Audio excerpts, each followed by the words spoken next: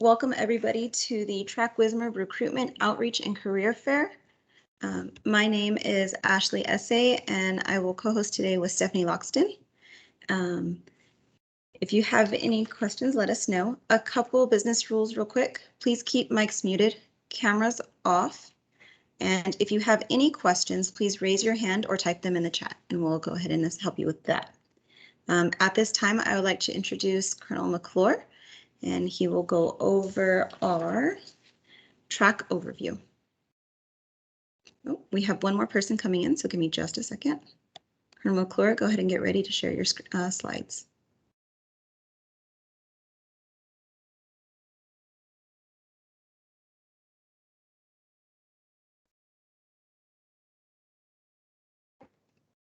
All right, can you guys see me? All right, thanks, Ashley, for the introduction. Good afternoon, everybody. As Ashley said, I'm Lieutenant Colonel Mike McClure.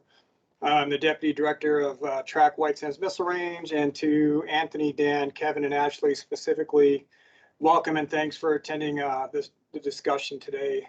A little bit about myself. So I have a bachelor's degree in mathematics from Kansas State University. Joined the Army in 1994 as a Korean linguist in the military intelligence branch and served in many different organizations, including the 101st Airborne Division and 1st Special Forces Group and other strategic level intelligence organizations. In 2001, I commissioned as an armor officer through the Officer Candidate School and had assignments with the 1st Infantry Division as an M1 Abrams tank platoon leader and the 25th Infantry Division as a Stryker reconnaissance troop commander in 2005. In 2009, I transitioned to the Army's Functional Area 49, which is called the Operations Research and Systems Analysis Functional Area. And basically, this afforded me the opportunity to go to graduate school to earn my master's degree in applied mathematics from Rensselaer Polytechnic Institute in Troy, New York, amongst lots of other things. But subsequently, after finishing my master's degree, I had assignments teaching in the math department of the United States Military Academy at West Point, followed by an assignment as a nuclear weapons effects analyst at U.S. Strategic Command in Omaha, Nebraska, before coming to TRAC White Sands. Since arriving at TRAC White Sands, I've worked as a senior military analyst in one of our studies and analysis directorates, and now I'm working as the deputy director. So why do we say this? Basically to give you an understanding of this path. It's unique in the specifics of it, but it's not to how military officers get to become Army analysts. And as you go through your thought process of figuring out if this is someplace you want to come and work, you will have the opportunity to work with many officers with similar paths, but varying different backgrounds. So barring any questions about my background, I'll share my screen and get to the slides here.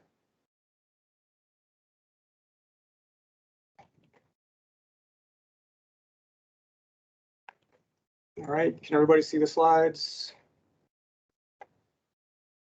Yes, sir. Yes, sir. Yep. Okay, so since I can't see the list of people in attendance, Ashley or Steph, if you would let me know if there are any questions, and feel free to interrupt me at any time as we kind of go along, so that we can kind of capture the essence of that question in the moment and not have to rely on trying to remember what it was that we were talking about. So go ahead. Just said will do. Okay, thank you. So when you think of the Army and what the Army does, you might think of the scenes from movies like Saving Private Ryan or Black Hawk Down, right? And those movies very well represent what happens in the operational Army, right? And what this slide talks about is sort of the differences between the operational Army and the institutional Army. So if you think back to my my brief bio, right, the first 15 years of my Army career were spent primarily in the operational Army. So while the scenes that you see at the bottom and the scenes that you see in those movies are kind of what the Army exists to do, it can't do those things without the institutional Army. So to summarize a couple things here, the operational Army is composed of units that conduct full spectrum operations around the world at the direction of the President of the United States. And you know, with the current events going on in the Ukraine, while we're not actively engaged in those events in Ukraine proper, right, the operational Army is out there doing things to support the NATO alliance and other things going on in Eastern Europe. But if you think back to my bio, right, so since transitioning to FA 49, my time in the Army has now been spent primarily in the institutional Army. And the institutional Army supports the operational Army by providing the necessary resources to raise, train, equip, deploy, and ensure the readiness of the operational Army. So there's kind of a symbiotic relationship there between the operational and institutional Army, in that without the institutional Army, the operational Army couldn't accomplish its assigned missions and tasks. And without the operational Army, there would be no need for the institutional Army. So with that context, keep in mind that TRAC, the Research and Analysis Center, definitely exists inside the institutional Army, and is really a primary contributor to some of the things that happen in the institutional Army. So pending any questions or comments, we'll move on to the next slide. Okay, so how did TRAC White Sands Missile Range come to exist here at White Sands Missile Range? So TRAC-WSMR, as we affectionately refer to ourselves, it really evolved out of the original rocket scientists. So you can kind of follow along the sequence on the slides, but back in the mid-1940s, the U.S. War Department directed the development of a new air defense system that could defend against new and emerging jet aircraft threats. Right, so this program was called the Nike program, and eventually expanded to include the ability to defeat developing Soviet intercontinental ballistic missile threats. These efforts required analysis to evaluate the effectiveness of the anti-ballistic missiles, and a lot of that analysis was conducted by some early analysts as well as some rocket scientists that were kind of resident here at White Sands Missile Range. In the late 1960s, then President Nixon announced the decision to field a new anti-ballistic missile system called Safeguard. One of the challenges to that Safeguard system was that in the early 1970s, the U.S. and the Soviet Union signed an anti-ballistic missile treaty, effectively reducing the numbers of anti-ballistic missile systems each country could have. So this resulted in the suspension of the Safeguard program and the potential elimination of many rocket scientists and engineer jobs. A lot of those were resident here at White Sands Missile Range. In order to capitalize on the availability of the operations research and analytic capability inherent in those rocket scientists and engineers, TRADOC, the Army's Training and Doctrine Command, absorbed these scientists and engineers and created what was then called TRASANA, the TRADOC System Analysis Activity. And that was actually located here at White Sands Missile Range. TRADOC ultimately established the TRADOC Analysis Center at Fort Leavenworth, Kansas in 1986 as an effort to consolidate its analytic capability, absorbing TRASANA and renaming it as TRAC White Sands Missile Range. One step further and a lot closer, in 2018, the Army created Army Futures Command, and I'll touch a little bit later on what Army Futures Command roles and responsibilities are, to oversee the Army's modernization efforts, and TRAC became part of Army Futures Command. So TRAC-WSMR's focus remains to conduct operational analysis from the soldier to brigade level in support of the AFC mission. So you can see way back in the day, right, there was quite a bit of analytic capital here, right? So intellectual capital here resident at White Sands Missile Range, that through the course of world events changed the need for what the Army was doing, but in an effort to not waste the presence of that intellectual capital here, right? All of those scientists and engineers got absorbed into this analytic organization that has since evolved from its inception to kind of where we are today, still conducting analysis on behalf of Army Futures Command. And the really cool thing is we do still have some members of our organization here at TRAC White Sands Missile Range that were members of some of those earlier organizations, right? So still kind of perpetuating the legacy of kind of where we've come from and where we're headed. So pending any questions or comments, I'll move on to the next slide. Okay, so this slide, basically it summarizes our mission statement and our mission essential tasks. So TRAC's mission is to produce relevant, objective, and credible operations analysis to inform decisions. right? So fundamentally, ORSA's operations research and systems analysis officers exist in the Army to use math, science, and computer modeling to help commanders make informed decisions, right? So fundamentally, it's fairly simple, but in the grand scheme, it's a much more complex process than just that. So how do we do it? So basically, we conduct studies to inform decisions by key leaders in the Army Futures Command, in the Army, and other joint partners. A lot of the projects that we work on here impact not only the future of Army capabilities, but they also impact the future of capabilities of our joint partners. We also conduct force effectiveness modeling and analysis of the Army's future force in support of the National Defense Strategy, right? So there's a lot of documentation out there that happens at a very high level, fundamentally starting with the National Defense Strategy that talks about the efforts that those at the highest levels of government will take to implement defense of the United States. And in there, there's usually some tasks about future technologies and concepts and requirements that ultimately get boiled down into studies that elements of the TRAC enterprise execute. So as part of that, we also develop and maintain the scenarios used to underpin Army concepts and requirements. So the force effectiveness modeling usually relies on a scenario, usually geographic in nature and threat. And we use that to conduct our operational effectiveness analysis. We also develop configuration management and apply verified and validated models and simulations. So as part of assessing the effectiveness of the capabilities to inform the requirements development on behalf of Army Futures Command, models and simulations are very much integral into that whole process. And then the final bullet there, research, develop, and share new analytic methods and modeling.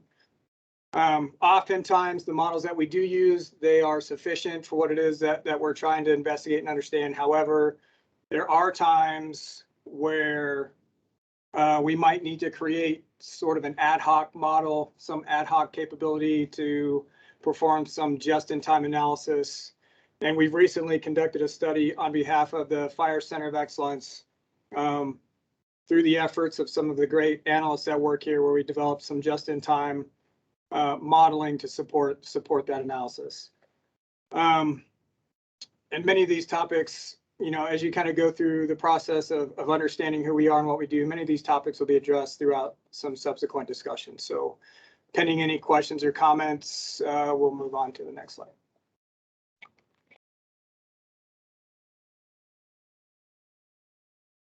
Okay, so how is TRAC organized?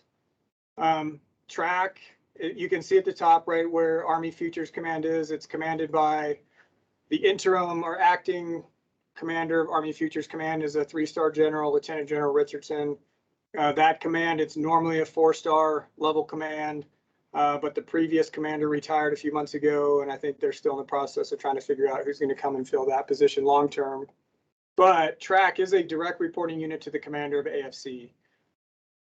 So AFC is a command that leads a continuous transformation of Army modernization in order to provide future warfighters with concepts, capabilities, and organizational structures they need to dominate future battlefield. So what does that really mean, right? So AFC, basically, they're charged with determining what future capabilities are necessary for the Army to maintain success on future battlefields. So if you recall back to our mission statement, it's nested within the AFC effort to modernize the Army and provide for the warfighter of the future. In order to provide that analysis to support the AFC CG's decisions, TRAC has 4 geographically dispersed analysis centers. And you can see them on that map of the United States, starting in the west at Monterey, moving to the east to White Sands with centers at Fort Leavenworth, Kansas, and Fort Lee, Virginia. So the center at Fort Leavenworth, that's where we have our headquarters there at Fort Leavenworth, Kansas. That center is led by a civilian director with a military deputy director. So very similarly structured, TRAC White Sands also has a civilian director with a military deputy. As I mentioned before, TRAC's made up of 4 different analytics centers, one also located at Fort Leavenworth, where the headquarters is, where they focus on operational level analysis at the division, corps level, and above, with an emphasis on modeling and wargaming. Right. So what does that mean? Those division and corps level units are very large units that operate at a very, very different point of focus than what you would think about if you were thinking about movies like Saving Private Ryan and Black Hawk Down. They do also live in the operational Army and require all those future combat capabilities. So the center at Fort Lee, I'm kind of intentionally skipping over a couple of things that I'll come back to here in a second. The center at Fort Lee, Virginia, is focused on sustainment analysis. That is uniquely led by an Army lieutenant colonel. So it's got a sustainment modeling focus, right, to help decision makers understand what the changes in formations, combat capabilities will mean to sustainment, fuel, ammunition, food, soldiers, and things of that nature. So the center in Monterey, California, is also led by an Army lieutenant colonel with a focus on analytic research and data science. So this is kind of TRAC's, what's the word I'm looking for? Kind of it's computational experimentation arm, amongst lots of other things. One of the things that's unique about TRAC Monterey is it is located on the campus of the Naval Postgraduate School, and they have a very unique relationship with military officers working on advanced degrees, either master's degrees or PhDs, that support their analytic efforts and the analytic efforts across TRAC. Finally, the center here at White Sands Missile Range, we're focused primarily on tactical level analysis at the brigade level and below, with an emphasis on modeling and wargaming to assess the operational effectiveness of potential future weapon systems, either at the individual soldier level or larger at the collective formation level. So as you can see, each one of the centers here has a different analytic focus, but in general, we provide analytic expertise to the Army in areas of data science, analytic research, operations from soldier to division and corps level, maneuver sustainment, and methods, models, and tools development.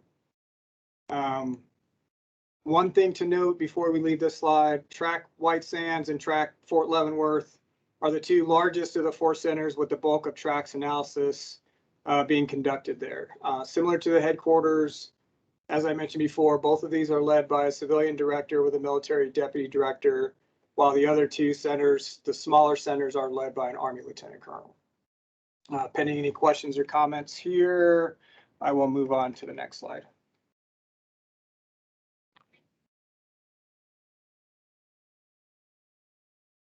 Okay, hey, one thing I forgot to mention as we got started, by all means, if there are, I noticed there are some folks here that are part of the TRAC leadership team. If there are comments that you want to interject throughout, please feel free to do so. While I'm leading this discussion, it's not solely my discussion, so okay. All right, so how are we organized? So as mentioned before, TRAC-WSMR is led by a civilian director. Why do I keep saying it's led by a civilian director? So interestingly, when we think about Army organizations, we typically think about organizations that are led by military officers. And all of the units that I've been in the past, good grief, over 28 years now, they've all been led by military officers. This is a very unique organization, and one that I've not been part of before that is led by a civilian organization. And why is that important? So I think it's important because resident in the civilian leadership are years of expertise, right? That are developed from the time you enter the workforce until you get to the point where you can become one of the director level leaders of the organization. And it doesn't happen immediately. It happens over a series of years, typically decades, right? So there's a lot of resident subject matter expertise in the civilian workforce that in this case happens to be augmented by the operational expertise and experiences that's brought in by the military workforce. So it's an interesting thing to think about as you enter the potential workforce here at the junior analyst level, right? But there, you can see through this discussion that there is definitely room to grow and expand and develop some leadership skills, and eventually maybe go on to lead some of these aspects of this organization. So here, if you take a look at the slide, TRAC White Sands, it's made up of 6 different directorates that you can see here, and each of the directorates is led by a GS-15 civilian. Again, civilian leadership, right, augmented by military analysts to kind of support whatever the specific mission and task is that's going on in that directorate. So each one of these directorates also performs a very different function to support either daily operations through IT support and personnel and program management of the center, to the analytic requirements performed by the analysis directorates. So studies analysis 1, 2, and 3. They all have a different focus of their analysis efforts. All of them, I'll say they're all different, but they are also interlapping, right? When you think about the larger analytic efforts of the organization to support the Army Futures Command's decision-making process, they are distinct, but they are also connected for sure. I'm sure you'll have the opportunity to hear from each one of the directorates a little bit later during this program, so I'm not going to go into a lot of that here. But again, one of the things that I find the most unique is that the civilian analysts are working directly with the military analysts on nearly every study being conducted here. And it's not only here, right, at TRAC White Sands Missile Range. This is definitely true across all of the centers that make up TRAC as an organization. And this is critical due to the operationally focused analysis that we conduct here to inform the AFC CG's decision-making for future Army capabilities. Thank you, sir. At this time, we have Derek Powell, who has his hand raised. Okay. Go ahead, Derek. Hey, sir, I just wanted to build on that last statement that you said, and I think it's critical to understand, especially for prospective employees to understand. I mean, you don't have to be a military expert to come in here and start working for us. You know, we will build that expertise as you get here, and as you're sitting right next to, you know, some of our officers. That's what they're for, and that interaction is like you say, critical to what we do and how we do it. So if anyone out there does not have a military background, don't be intimidated by any means.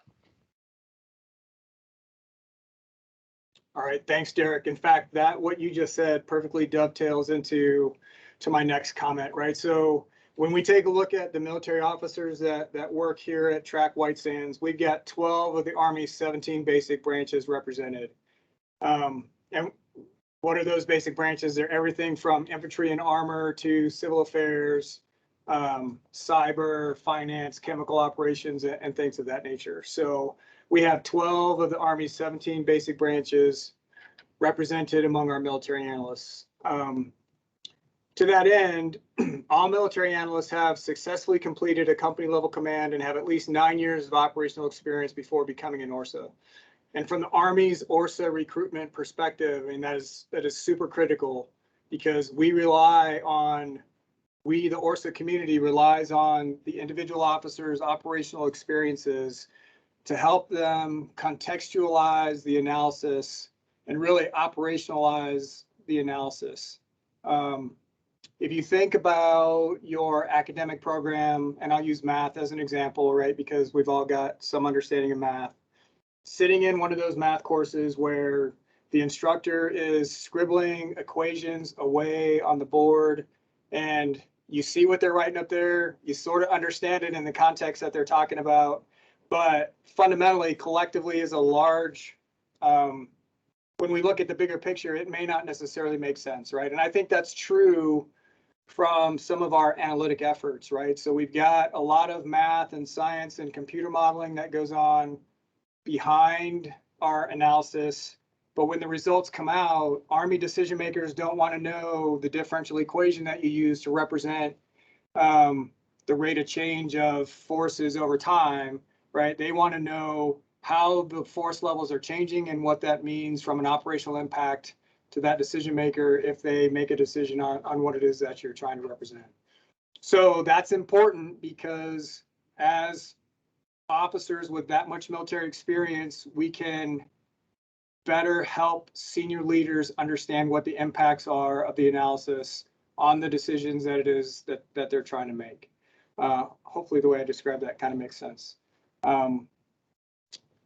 And what else? So yeah, they've all got at least 9 years of operational experience. And I think everybody here at this organization has at least one operational deployment, right? So some sort of combat deployment to Iraq or Afghanistan. Those are becoming less frequent as the force gets older. But we do also send folks to places like Kuwait to support theater level analysis and forming decisions in the theater, right? So again, taking our analytical expertise, combining that with our operational experiences, and sort of paring that stuff down so that we can help commanders understand the operational impacts of decisions that they're getting ready to make. So again, I think much like Derek said, right, don't hesitate. If you end up working here and you're sitting side by side with a military analyst, right, don't let your, and I'm not saying this, trying to say this in a disparaging way, right, but don't let your lack of military experience prevent you from asking questions so that you can understand the operational context in that you happen to be working in. So pending any questions or commentary, I will move on to the next slide. Okay, so there's a lot of stuff on this slide, and I'll take about 30 seconds for you to kind of take it in and read it before we start discussing it.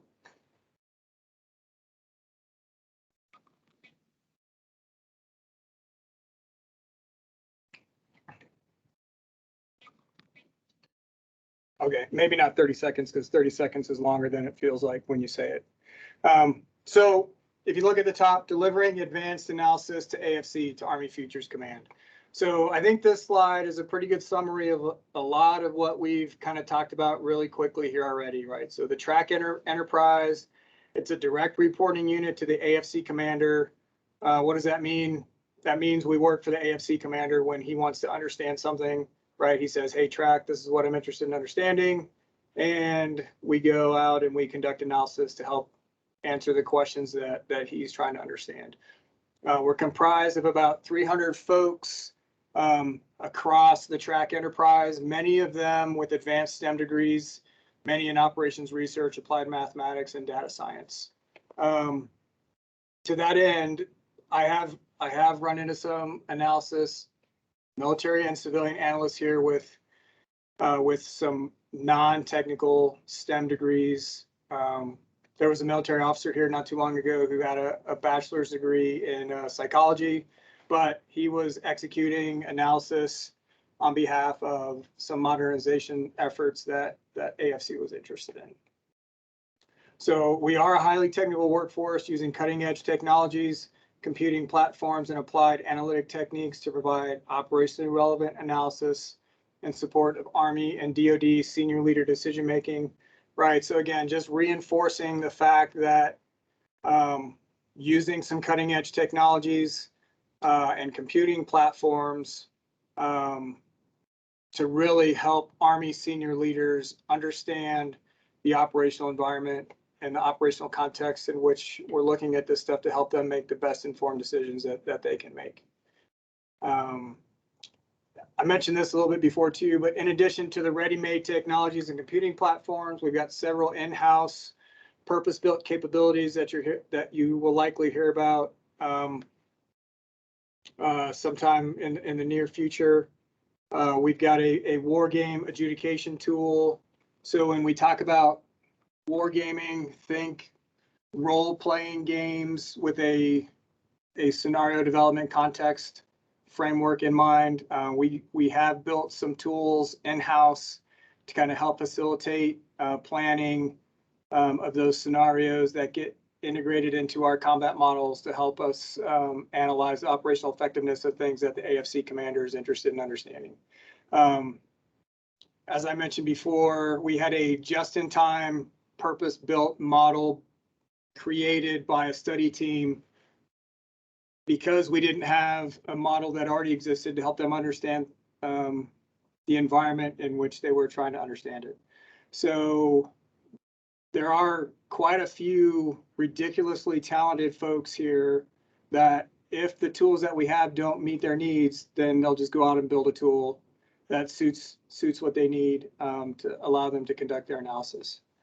And of course, we rely on other external contributors to enhance and develop our workforce and analytic capabilities, such as the Smart Scholar program, which I'm sure some of you are familiar with, academic partnerships with the United States Military Academy, Naval Postgraduate School, Air Force Institute of Technology, New Mexico State University, and Kansas State University.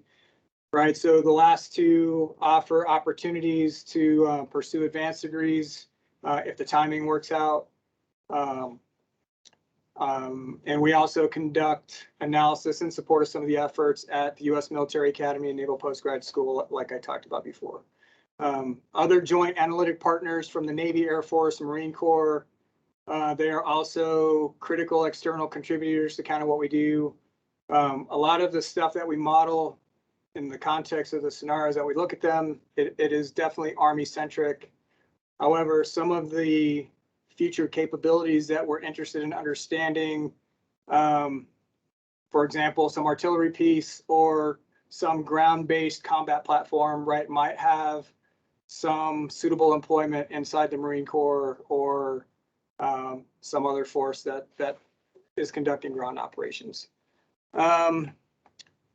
And we even have some multinational bilateral analytic agreements with other partner nations such as France and the UK. And what we do there is on a cyclical recurring basis, we do analytic exchanges with them, right, to help them understand what methods, models, and tools and approaches we're using to conduct our analysis, as well as have them present the same to us so that we can understand what methods they're using to get their analysis, to see if there's any overlap, you know, where the techniques that they're using would be suitable for us and vice versa. So pending any questions or comments, I will move on to the next slide. And I think the next slide is my last slide.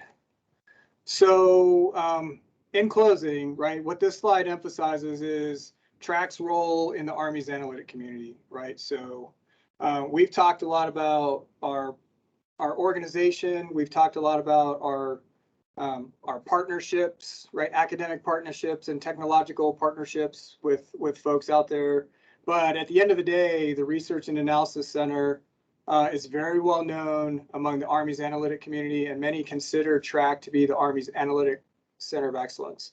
So what does that mean? That means when people are trying to figure out what capabilities and requirements the Army is going to need in the future, certainly within the context of the Army Futures Command, oftentimes they will say, hey, let's talk to TRAC, because I know TRAC has a reputation, one, inside the Army and outside the Army up to the Office of the Secretary of Defense level, with very high standards for objective, rigorous analysis to support decision makers. So what we would like to be considered, and I think in a lot of cases we are, right, is the Army's Analytics Center of Excellence, delivering relevant, objective, and credible products focused on the future where uncertainty is high through a motivated, uniquely skilled workforce to inform leader decisions. That really concludes my discussion from the slides. I'll stand by for any questions or additional commentary if anybody has anything.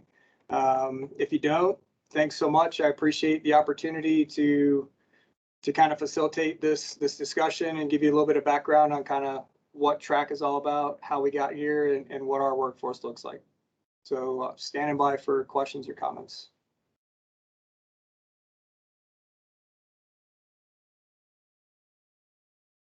Thank you, sir. At this time, does anybody have any questions that they'd like to ask? Can you hear me? Yes, we Yeah. can. So I was told that there were internship opportunities that would be spoken about. I was just wondering what areas those might be in. Yes, sir. Those will be, those will come up during the next session. Oh, I'm so sorry. Okay. It's okay. That we will talk about civilian employment, and that should be starting around by about 2:45, 3, I believe. Yes, ma'am. I apologize again. No worries. Anybody else? Well, let's see what Stephanie? Stephanie's. I was just going to add on that the student positions would actually be within the directorates and the divisions that Lieutenant Colonel McClure had on his slide. So you would actually be assigned within one of those organizational elements as a student. Gotcha. Okay.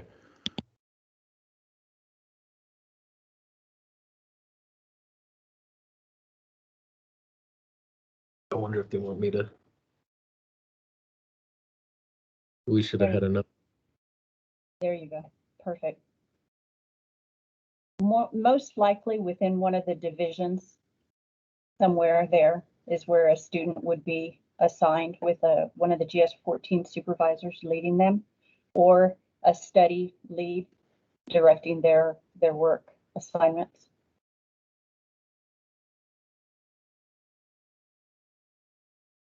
Welcome back to the TRAC-WSMR Recruitment Outreach and Career Fair. This is going to be our civilian overview. Okay. A couple housekeeping items again. Just make sure mics stay muted, cameras are off, and raise your hand if you have any questions, or go ahead and type it in the chat. Okay. Here's our agenda. While you're looking that over, I'm going to tell you a little bit about myself and how I became a civilian employee. I actually started 1 week post high school graduation as a student intern for the Air Defense School at Fort Bliss. I was fortunate enough to be able to work at Fort Bliss as a student intern my entire college career. And when it was coming close to graduation time, I was offered a position to come on board as a full-time employee. However, the Air Defense School is moving to Oklahoma, and I wasn't quite ready to deal with tornadoes just yet. So I opted to stay here. I resigned from the student intern program, and I worked in the private sector for a little bit for the El Paso Water Utilities. And then I met Stephanie Logston, who I've met her at a job fair at UTEP. And with my background from what I did at Fort Bliss as a student intern and my degree, that's what was able to bring me on board as a management analyst intern at a GS5 into this organization. And then I started with all of that. And now today I am a GS11. At this time, I would like Stephanie Logston to unmute her mic and share her camera and tell you a little bit about her background and how she became a civilian as well. Thank you, Ashley. Hey, did you mention what your degree was in? I did not. My degree is in organizational and corporate communications. Yeah. So a real true gem that we found when I met her at the career fair. So we've been working together. How long now, Ashley? How long have you been on board? I've been at TRAC-WSMR since 2009. Okay, so we've got a little bit of history there for ourselves. Now, back up several decades to how I began my career. Just like Ashley, I started right out of high school with the work of the federal government. I didn't have a degree, though, other than the high school diploma, which that's okay. The position that I accepted when I first started my career was actually a GS2 Step 1 clerk typist, and I was in the clerical pool. Ashley's going to go over what the GS grade system is a little bit later, but pretty much it's at the bottom. I was earning a whopping $8,000 a year when I first started. Then about 5 months as being a clerk typist in the clerical pool, I was reassigned to an editorial and word processing branch within this organization. The predecessor from Colonel McClure's slides, Tresana, that's actually where I started. It's still a GS2 in that division, but after about 1 year working in that, they had a vacancy that I was actually able to apply for. And it moved me into the management assistant position with the operations directorate in the personnel programs and management division. And I've been there for my entire federal career from that point on. That is over 30 years of service. And within my specific series or career field, as a management analyst, I did not need a degree to become this type of a person. My skills were honed and groomed and developed as I was actually in the job. So there's a lot of on-the-job training, specialty courses that I was sent to. And then as I was gaining my experience at that lower grade level, I would apply for higher graded positions as they became available through a competitive process. And I was selected for promotions that way. Today, I am now a GS13, starting out at the bottom, and I feel pretty good about the career I've had with this organization. The one thing that you're going to learn as Ashley progresses through our slide deck is the positions that we're recruiting for are the ORSA positions, and she's going to delve into great detail about how your STEM degrees can translate into becoming an operations research analyst. That's all I've got. Thanks so much, Ashley. All right, thank you. I'm gonna go ahead and go to our next slide. Give me just a minute.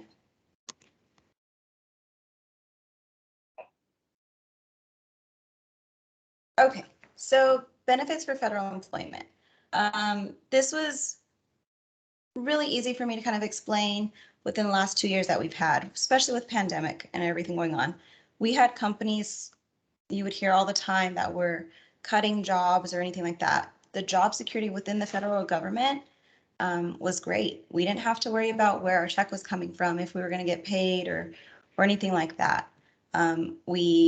This organization did a great job of moving us to telework as soon as everything happened. Some of us are still at home working. However, a large part of us are back in the office as well. So benefits alone, we have job security, paid holidays. We get the amount of different hours for annual leave, whether it's 13 days to start off or the longer you've been here, the more leave you get. We also have paid sick leave as well. And we also have a new one that just came effective a couple years ago. It's paid parental leave. That's great. You now get 12 weeks of leave that you can use to bond with your new child, whether it's by birth or adoption. You also have your retirement. It's a 3-pronged system. So we have 3 different areas that you'll go. It's a federal retirement system, and you have TSP, and you also pay into Social Security. Insurance options as well are great. A lot of times, sometimes we've had people come in and they might still be under parents' insurance and they realize the government insurance is actually better for them. So they pick up their own. And we have flexible spending accounts and health savings.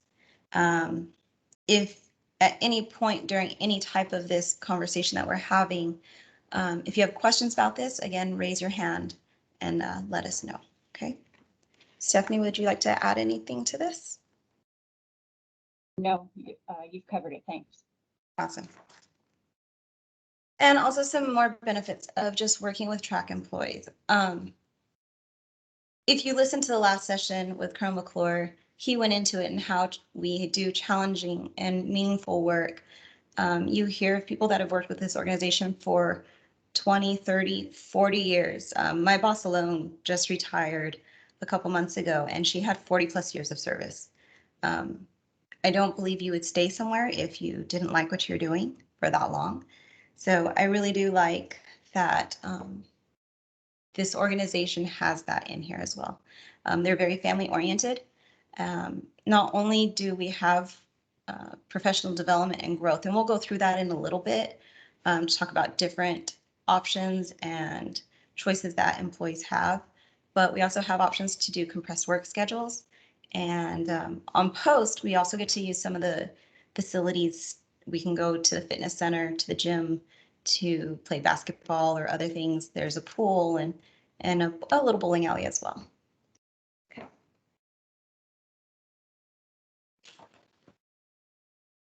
Okay, this slide right here is pretty much, and I'm going to let you read it. It's the definition of an operations research analyst for TRAC. Okay, again, TRAC in general, all of us are 4 locations. A majority of our workforce, like you heard before, are operations research analysts or that series of GS 1515. I want you to remember both operations research analysts and GS 1515 because we're going to use that later when I'm talking to you about how to apply. Okay. On this chart, you're going to see that there's a grade structure across all of our TRAC locations. Okay, that's not just our TRAC White Sands location, but all of 4 of our locations. Okay. Stephanie, would you like to share anything on this one before I go to the minimum entry levels? Nope. Okay, so Although I should apologize for the dog barking. no worries. So minimum entry levels. Again, most people within our organization are going to have a degree. So when you heard Stephanie's background and my background, I have a degree. Stephanie does not. In order to be an operations research analyst, you're going to have a degree, at least a 4-year bachelor's or more. You have to have at least 24 credit hours in math, statistics, science related courses, and at least 3 of those have to be in calculus. Okay. So just remember that when you're taking your courses or you're trying to apply, if you're applying for a GS 1515, you have to have those qualifications in order for you to be eligible for that position. Do I have any questions at this time?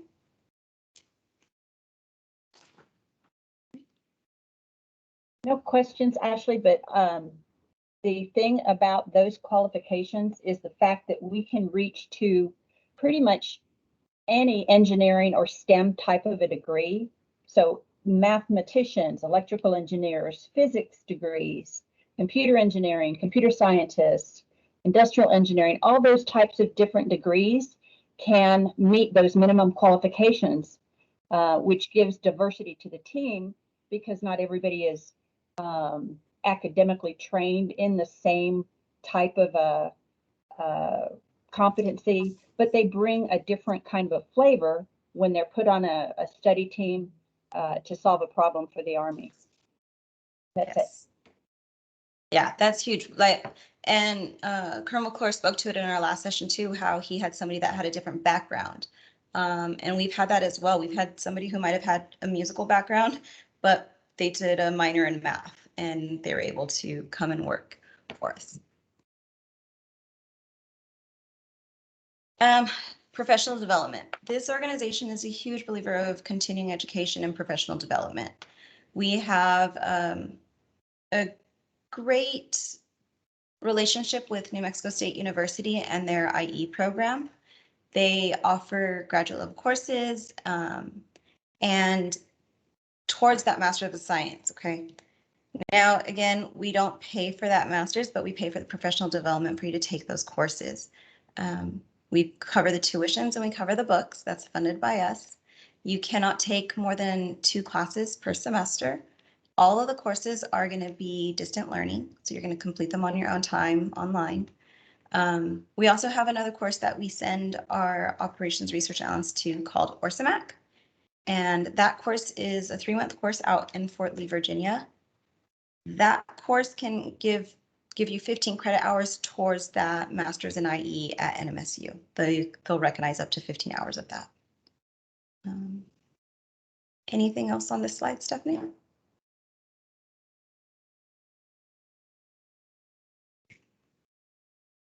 Okay.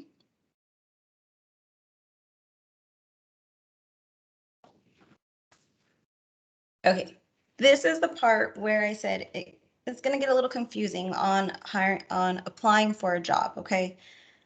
Federal government and hiring. If you have any questions when you come to this application process, I really do suggest that you reach out to myself or Stephanie, and we can help you as much as we can and help guide you through that process. Okay. For this one, I'm going to show you some slides, and I know you don't have access to all the links at right now, but when we share these, this recording later, you can go back and review those for yourself. Okay. USA Jobs is the hiring tool that the government uses when you're applying for these positions. It, again, can be very overwhelming because when you go in there and if you don't have those keywords to look for, again, Operations Research Analyst or GS 1515, those series, you're going to just get a bunch of jobs and you have no idea what they mean. Okay. So again, look at those key items, keywords, and they'll take you into there. The key terms for us for this purpose would be direct hire authority, also recent graduates, and then the student intern program, depending on which route you're going to look at. Okay. The entry level grades can be from a GS 5 to a GS 11, depending on your academic background. And real quick, that just means if you're graduating with a bachelor's and your GPA is above a 3.0, we can bring you on at a GS 7.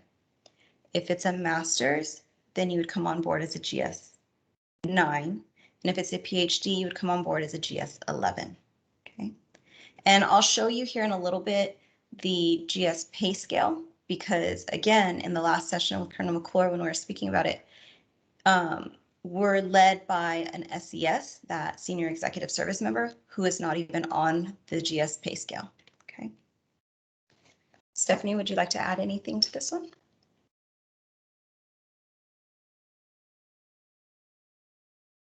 Okay. You've got it covered, Ashley. Thank you. Thank you. All right, job announcements. There's going to be 2 pages of this one. Okay. The first one is going to be our recent graduate announcement. This one opens today.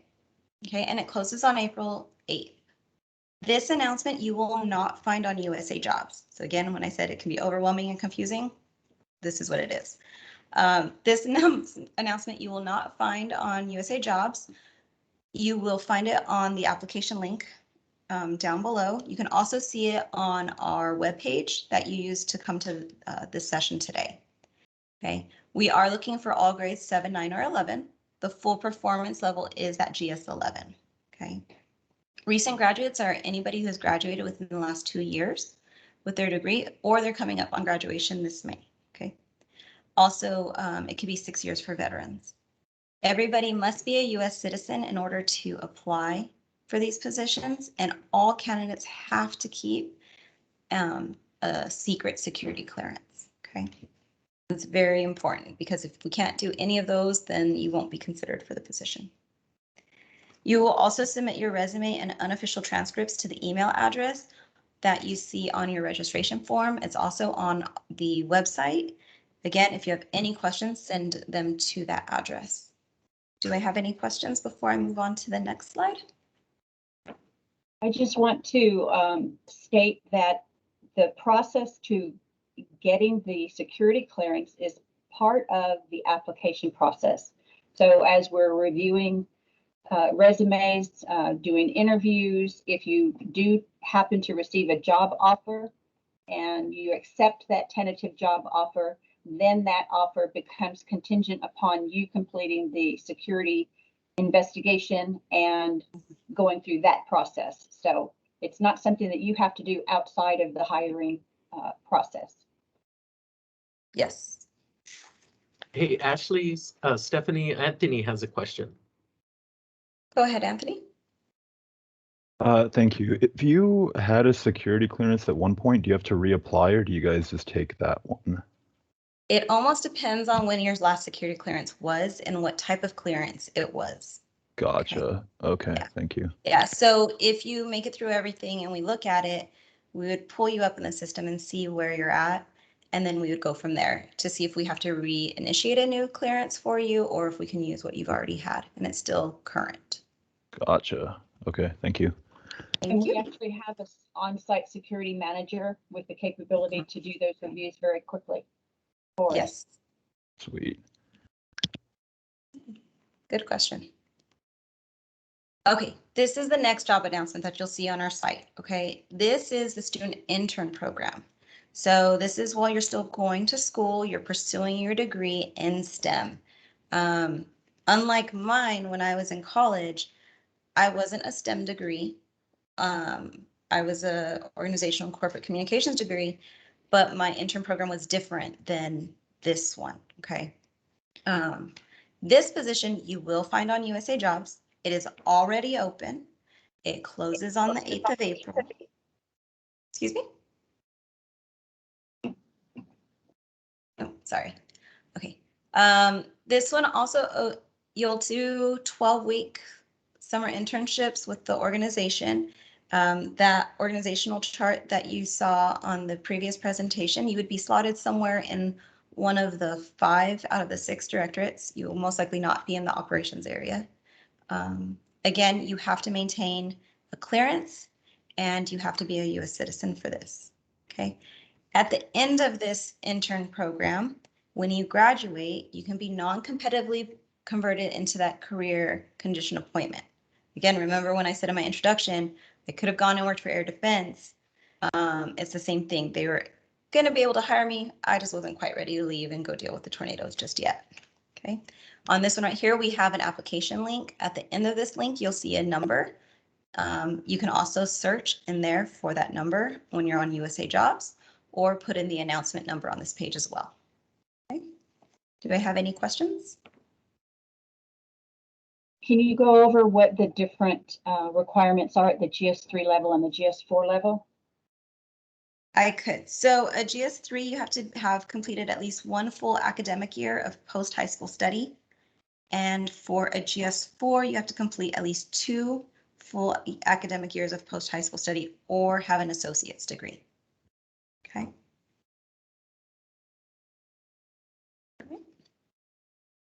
Do I have any questions?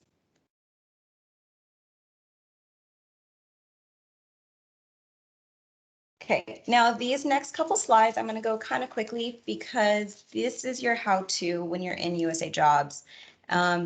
Again, you'll be able to see these on the slides as soon as this recording is posted, or you can also find these on USA Jobs. Okay, so this is how to create your account for login.gov. And then the next slide is how to create your application. I will highlight it is very important to make sure you have everything you need when you're uploading your documents to USA Jobs. Screenshot anything you do in case the system glitches, because they're systems and they can do that. Make sure you upload what you're supposed to, screenshot what you need to, and then keep it for your records. And then when the system's closed, as long as you've done everything and you go through, then you'll be able to go to the next round. Okay. Okay. This next one is our Smart Scholarship program. And you may have heard this kind of thrown around before. The Smart Scholarship is a great opportunity. And right now, the cycle just closed for last year's cohort or this year's cohort. This is a program that will fund your tuition. It gives you a stipend for your semester or for you to live on, so you're not having to worry about work as well. And then during your summers, you'll come and work for a sponsoring facility and you'll do a 10-week internship. That is part of the service commitment that when you sign this contract is what you'll do. Upon graduation, you'll come and work at the sponsoring facility. It's a 1-for-1, so they pay for 1 year of school, you do 1 year of service. They cover 21 plus STEM degrees as well as different degree levels. So you can be pursuing either a bachelor's, a master's, or a PhD. Okay, this program, the application period will open 1 August of this year and it will close 1 December. Okay, right now, we just have our interviews for the SMART program. Names are going in, and those people that are selected will find out within the next 2 weeks if they were selected with their sponsoring facility. And then they have an option to say yes to the scholarship. And then they'll come out for an on-site visit with our organization.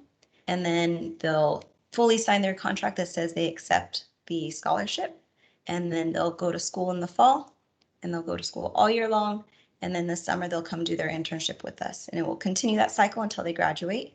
And then we have about 60 days from their graduation date to hire them as full-time civilians, and then they begin giving their service commitment back.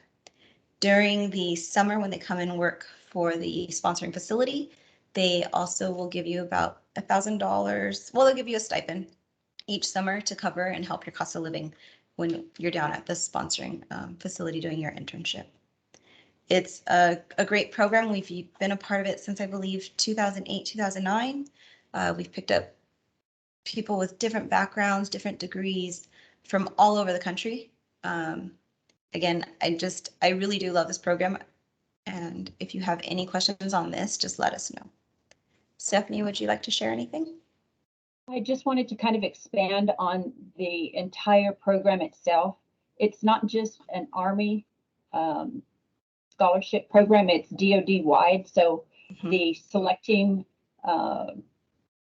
facilities or sponsoring facilities can also be from Navy, Air Force, Army, or other DoD entities.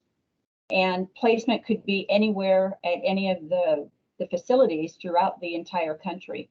Yes. As Ashley said, we have been participating since 2008. So we think we've got a pretty good inflow of people coming through this nicely paid scholarship program. It is, yes. And it is very competitive. That's the other thing that I left out. It's extremely competitive because, again, it's not just DoD. It's not just Army. Also, GPA-wise, you have to maintain a 3.0 or higher. Current high school students aren't eligible to apply. They want you at least 1 year out from it, unless you already have an associate's when you're graduating high school. That's one workaround for that. Okay.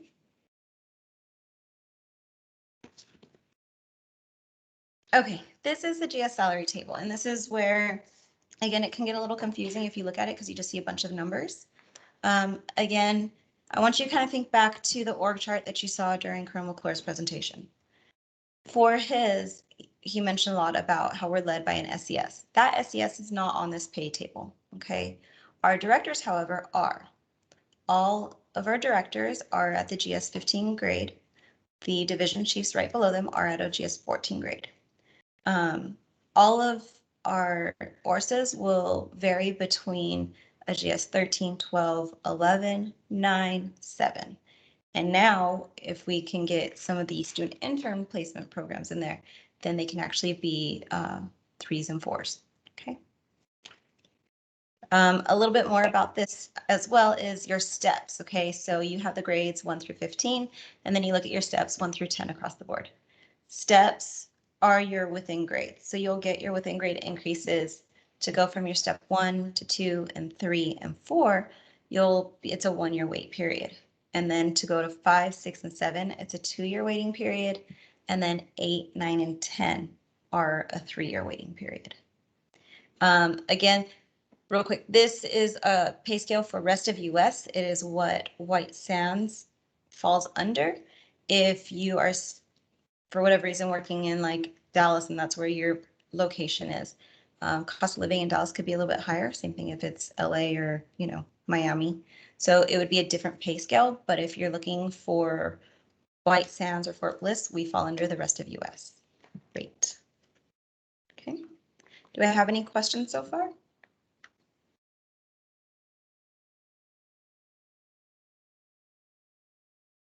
Back to Army benefits.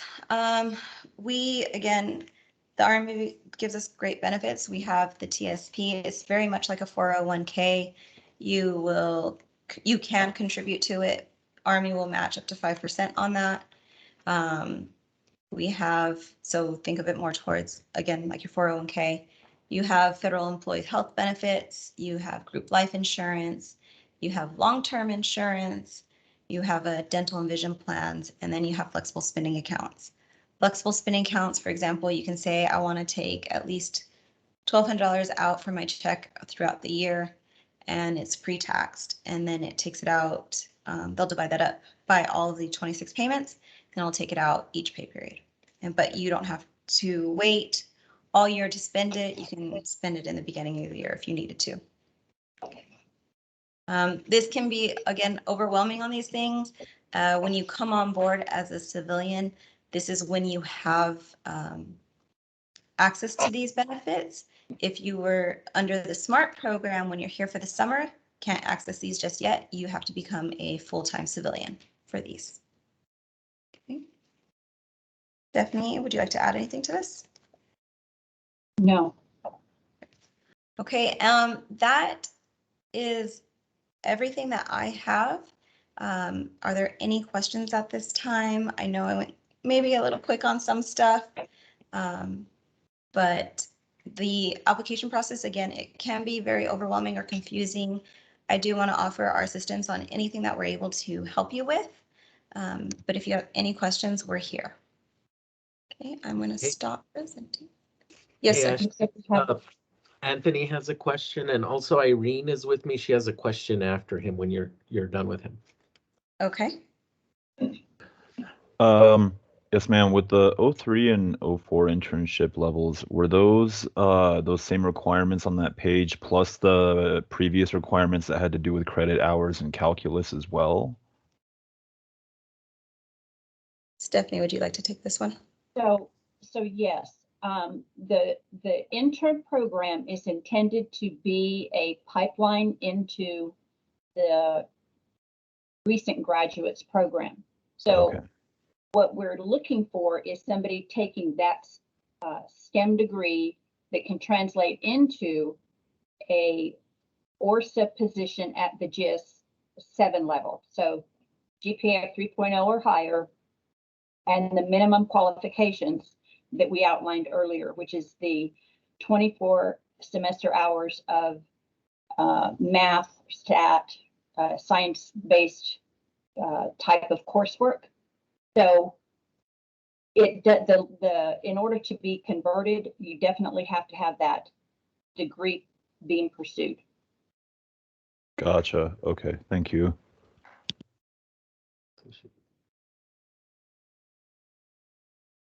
Do you want to? All right, Irene, you have a question? Hi, it's not really a question. I just wanted to add a comment to probably one of the earlier slides that you had on the benefits of working here. And I say it having been here at TRAC since 1993. And those are the daycare center and the school that are available at White Sands. And I've always kind of ranted and raved about that. I called it a golden nugget, a treasure of really working here and having been able to have. I had my children when I was here, and when you're at TRAC, I used to tell people it takes me like 5 minutes to get from my desk to the car, but once I'm in my car, it takes me 3 minutes to go to the daycare. And the same thing for the school, and since this is a recording going to other that people can potentially listen to, and there'll be different age groups. I just wanted to share that because I've always thought that that's a huge plus. It is, and that's another benefit that we have as being a civilian. Civilians get to use the child care centers as long as there's space, and also White Sands is very remote. There's actually a school on post that is elementary through middle, and our civilians, as long as there's space, again, they're able to take their kids to that school if they have them and they want to. So it's great, Yeah, and I've heard great things. And the school here is actually part of the Las Cruces public school system. It's not, if you've been overseas, it's not like part of the Dodd schools. I think in fact, it was the last inside the continental United States Dodd school that existed, and there was some magic that happened to change that over, actually, and that happened when my kids were in elementary school. It was like a huge celebration to hand that over and not be a Dodd school inside the United States, but it's a Las Cruces public school system school. So it's but having said that, it's actually a school that has many benefits because it does not, given the population that kids that are coming here, because they're really working, kids of everybody that's going in there. Every child that's going in these schools and daycare systems has parents working here, so they don't have the socioeconomical problems that the other schools in town actually have, and so there's really a lot more teaching and learning that tends to happen in this particular school, and that's, you know, one of the reasons that I appreciated it as one of the golden, that I recognize that it was, you know, one of the golden nuggets of being able to be here on post. That's all. Awesome. Thank you, Irene. Do we have any other questions or input that we would like to share at this time? And like I said, I know the hiring system, it can be extremely overwhelming or anything. And right now you have Stephanie available as well, and we can answer any questions. Hey, Ashley, Stephanie, this is Cheeto. Hey, just a quick question. How does the security clearance play into each of these? How long does it delay before they can walk in the door and that kind of thing, typically? So the process for filling out the necessary paperwork is fairly easy. Once we know that we've extended a tentative job offer, our security office sends the individual a questionnaire. They get the online system going. They've got about, is it 7 days, Ash? Yes. So there's a 7-day process where you can sit down at your computer, answer all the questions on the background investigation.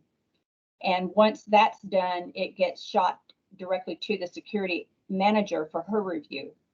Her review can be fairly quick. And what she's doing is trying to see, are there any indicators that might be a red flag? If there's not, then it's going to go forward for adjudication. But the nice thing about having our security manager have her eyes on everything that's submitted is she's evaluating it and able to say to our director, Dr. Lambert, that she has no concerns security-wise with what she's seen in the investigation. And again, it's her eyes only. It's the individual completing the questionnaire, going directly to the security manager's eyes. And if she doesn't see any red flags there, she can tell Dr. Lambert, hey, no red flags, I recommend granting an interim clearance. That interim clearance allows us to turn around and tell CPAC, hey, we would like to bring this individual on board while the security investigation is going forward. So that is something that allows us to not have to wait for the final approved security clearance. And you know, if as soon as we get, you know, the applications in, managers are reviewing it and we're working through that process, it's very doable for this summer to have the student intern program starting their internships, and it's hopefully, you know, very quickly that we can get the interns, the recent graduates also onboarded.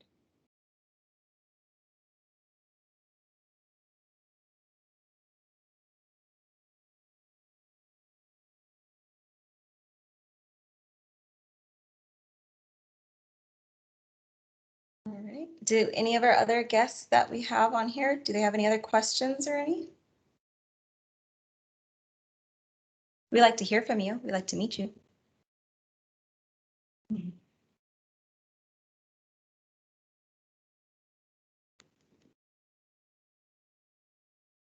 All right. Well, I would like to thank you all for your time today. I really do encourage you guys to go out to the YouTube page and look at all of those links, listen to those presentations. You'll get more knowledge on what our organization does. There's, I believe, 17 different videos varying from 25 to 45 minutes or so. But I really do recommend go watch those. And then I hope we see you all back here on Thursday for our closing. Thank you again. In our closing session, after you've seen those technical sessions that we recorded from our last year's recruitment fair, bring your questions to that closing session, because we're going to have a broader representation from all of our directorates, and you'll be able to ask them anything because there will definitely be somebody in the room that can speak to anything you want to throw at them. They're going to be ready to discuss their experiences. So jot down notes as you're reviewing our technical sessions.